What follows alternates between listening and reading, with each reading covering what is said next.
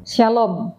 Hari ini kita akan melihat pernyataan Ustadz Felix Xiao dari sudut pandang teologi Kristen.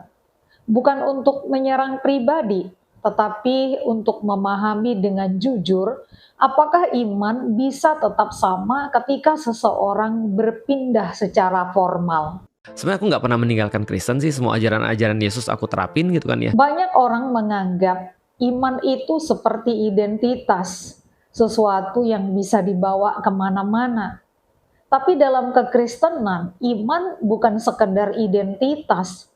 Iman adalah hubungan dengan Kristus. Dulu ketika aku masuk Islam, aku merasa bahwasanya aku tuh kayak ninggalin agama Kristen. Dan hubungan ini bukan hubungan biasa, tapi hubungan yang menuntut kesetiaan penuh.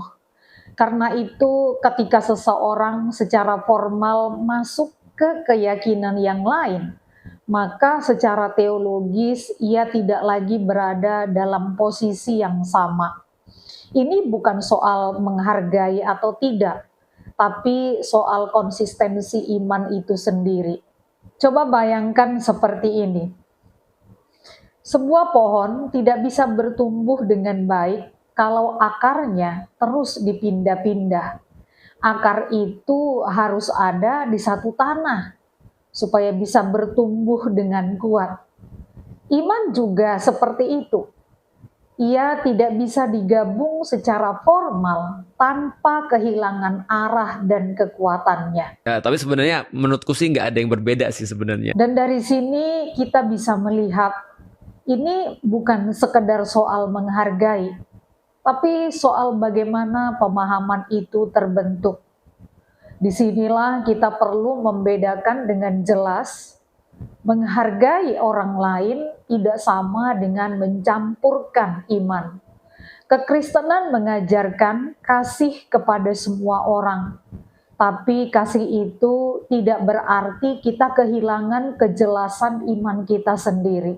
Mereka banyak baca, aku yakin mereka lebih berilmu. Dan kalau mereka lebih berilmu, mereka akan lebih sayang sama orang lain sebenarnya. Jadi ketika Ustadz Felix Xiao mengatakan tidak meninggalkan Kristen, kita perlu melihatnya dengan jernih.